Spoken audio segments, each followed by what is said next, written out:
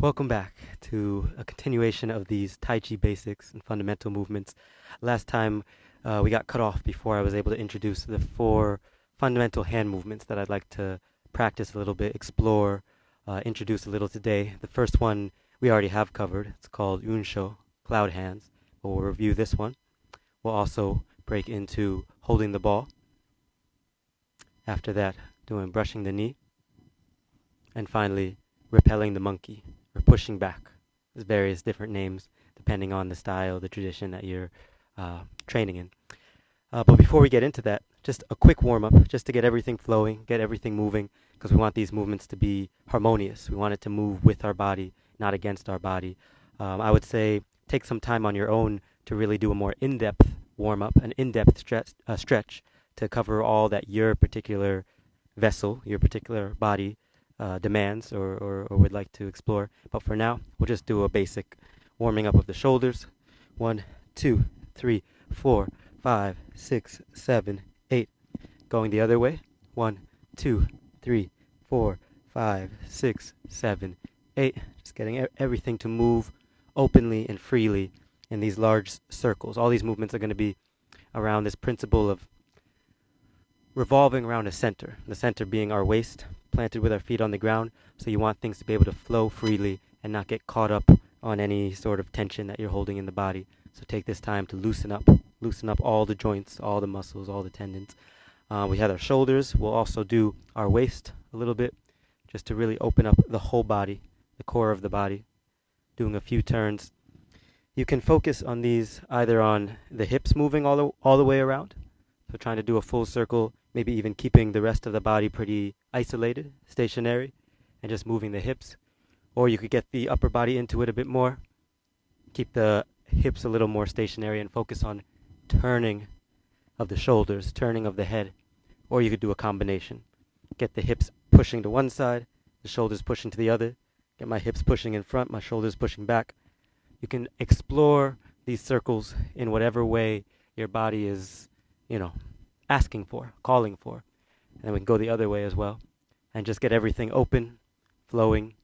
Can do the movement a little faster, a little more force if that's what your body is asking for, or you can do it very slow and explore this, inch by inch, movement by movement, tendon by tendon, whatever works for you. So we have the shoulders moving, the hips moving. We can also have the knees. And this is very helpful just to also open up the ankles, open up everything. If you can go low and really explore how it feels to pass the weight around, to move the joints around, move everything around in a controlled, smooth manner.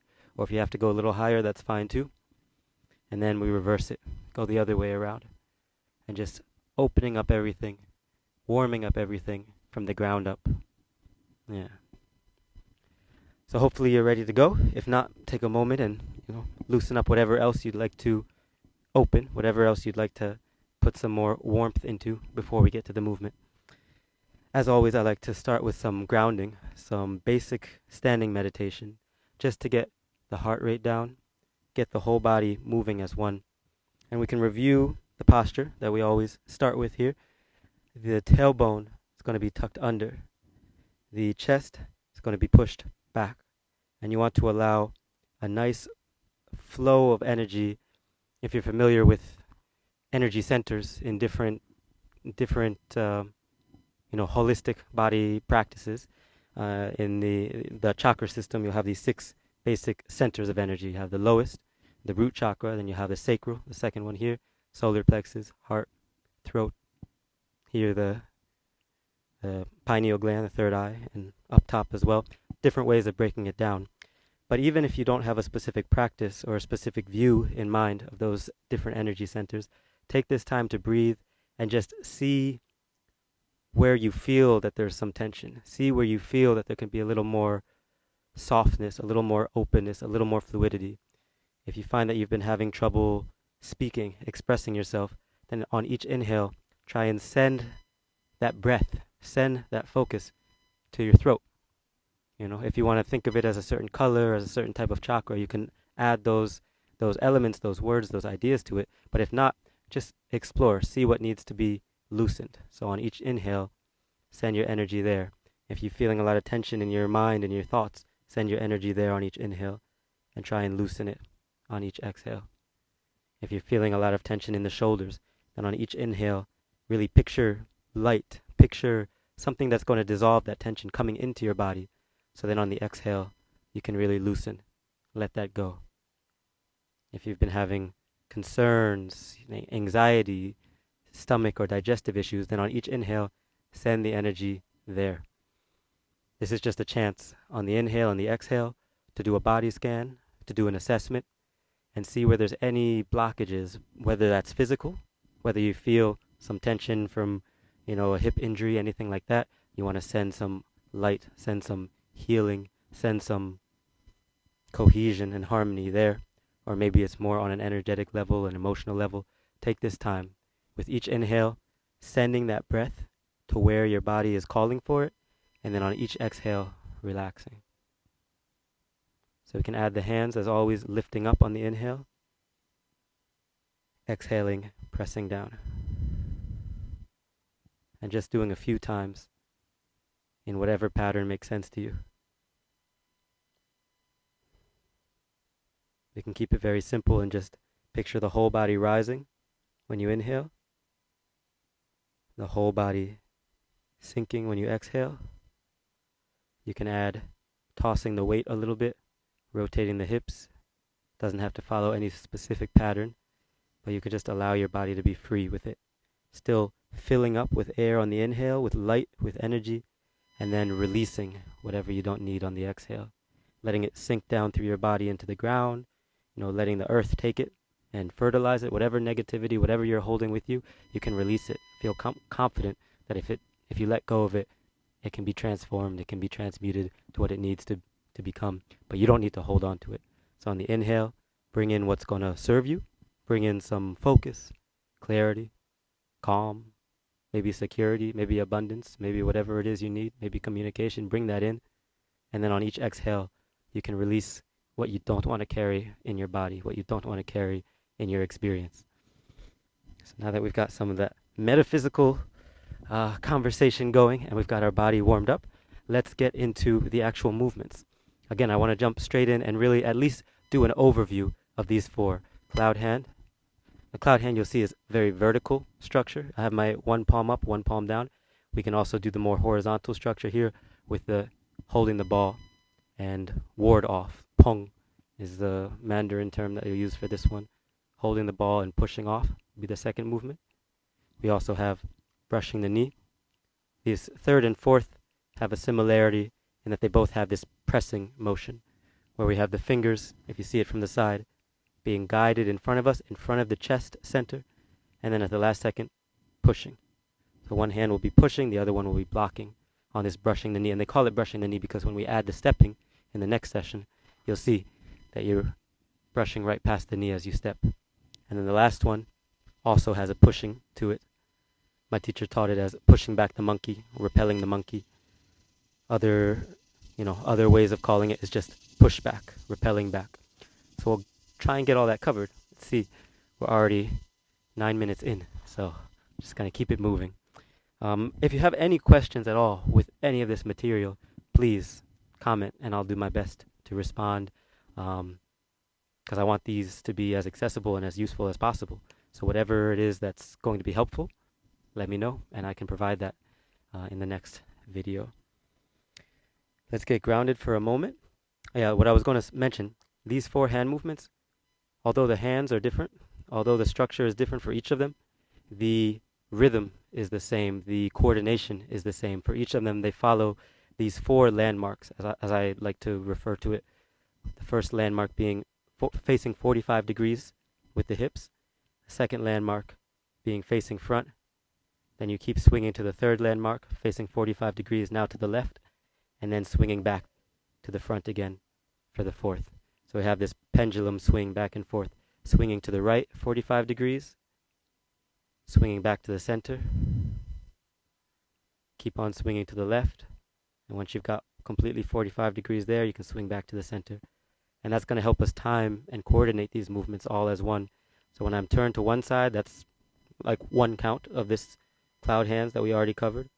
Then we get to the second count when we face the front. Third count, we've now switched hands with the left on top, the right on bottom. You can go back to the second lesson, the second video, to go over the details of this cloud hand. I'm going to walk through all four of these, but then I'll go ahead and break them down just so you can really get them from the ground up. So this cloud hand has these four positions. The first position, if I'm facing my right palm's facing up, my left palm's facing down, and then I'm blocking down. With my top hand, I block down. My bottom hand, I lift up until I have my left palm facing up. Now I'm facing third landmark, and then I finish to the fourth. With all these movements, trying to make sure that you maintain some energy, some presence in your fingers, in your palms. You don't want it to be so stiff that your fingers start getting tense or you're blocking your receptivity. You know, if you were to put your hand under a faucet and the water is either particularly cold or particularly hot, something that's uncomfortable, if you were to clench your fist, you could bear that a lot longer. You'd be less sensitive to the heat or the cold. So you put your hand under running cold water, you hold your fist, probably you'll be able to maintain it. You have a longer threshold. But if you were to relax your palm, you're going to be more sensitive. It's going to be a little more difficult to hold your hand there. In martial arts, we use that sensitivity. That sensitivity is an asset. You want to not be too tense. If you are working with someone, you want to be able to know where they're going, know where they're stepping. So you want to stay relaxed, both in your muscles and your whole being. Say someone's grabbing you by the arm, they're giving you information. So you want to be receptive to what's going on, what's happening, so you can respond in an appropriate way to do the least amount of harm to everyone present. On a more energetic level, you want to be receptive even before a strike happens. So you're like, okay, I know this person's dealing with something. What's the best way to maneuver this energy through words, through gestures, through whatever? That's a little martial art mentality, philosophy for you. Back to the movement. Before we go on to second, third, and fourth movement, let's do a little exercise with the legs to really get yourself grounded.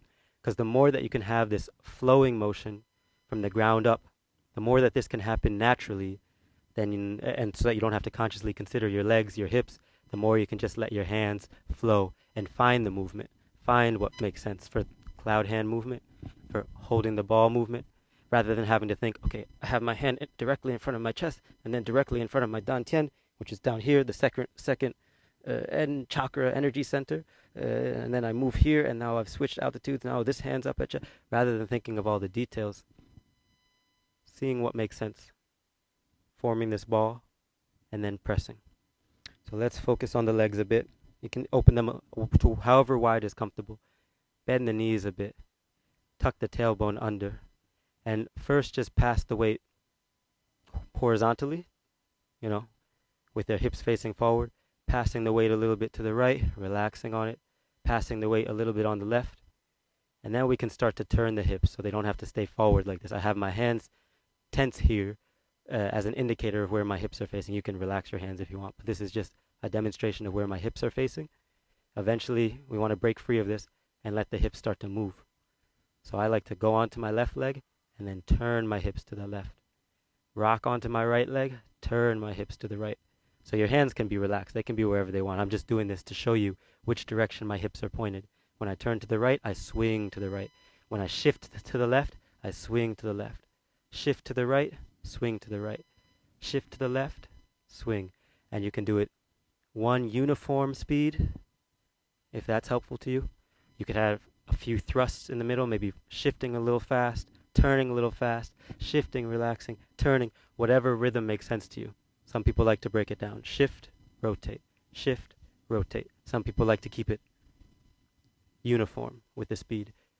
There's no right or wrong way. This is just allowing you to feel that shifting and turning, going to one side, going to the other. And you'll find that all four of these hand movements are going to have that same feeling of turning to one side, shifting here, turning to the other side, shifting here. There's so much I want to cover, but I should try and stay focused or we'll never get through this session.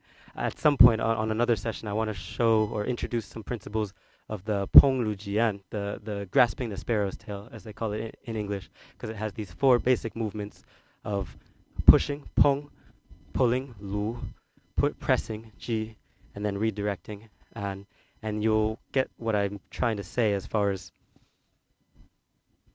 I'm trying to say too much. But for now, try and get this hip flowing movement. We can try it with a bow stance, which we were introduced to in the last session when we started doing the forward walking, forward stepping. A bow stance is going to be majority of weight on the front leg. If I'm doing this diagonal so you can see it, I have my right leg in front, majority of weight on this right leg.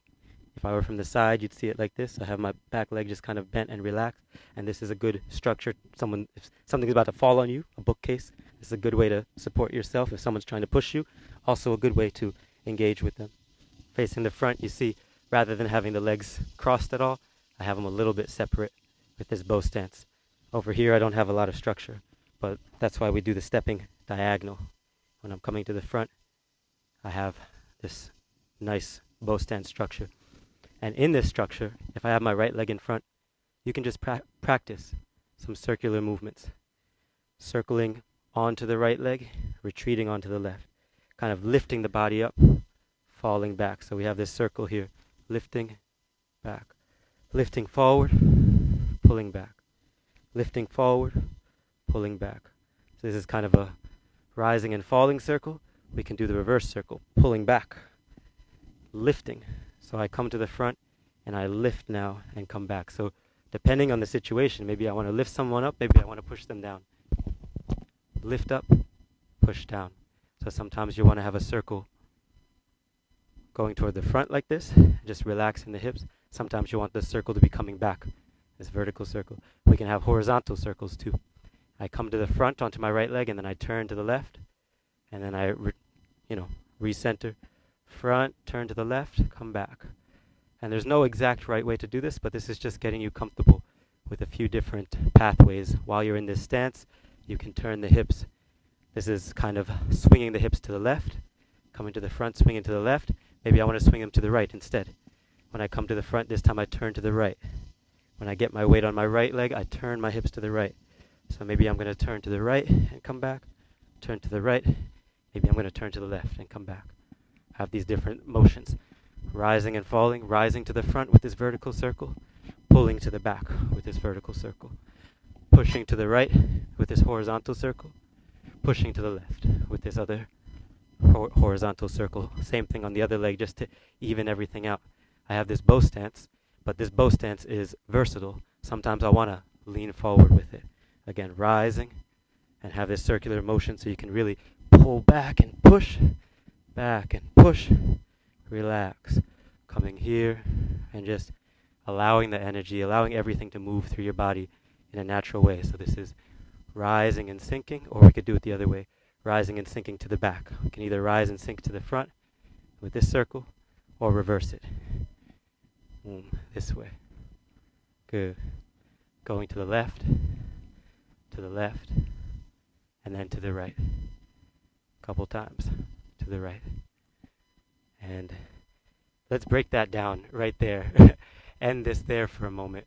And then, I promise, cover the 4 basic hand movements. To review them, this is what we're going to break down in this next shorter video.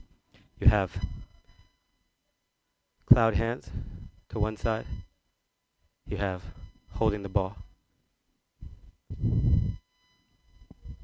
You have brushing the knee. Brushing the knee will look like this. One hand high, one hand low.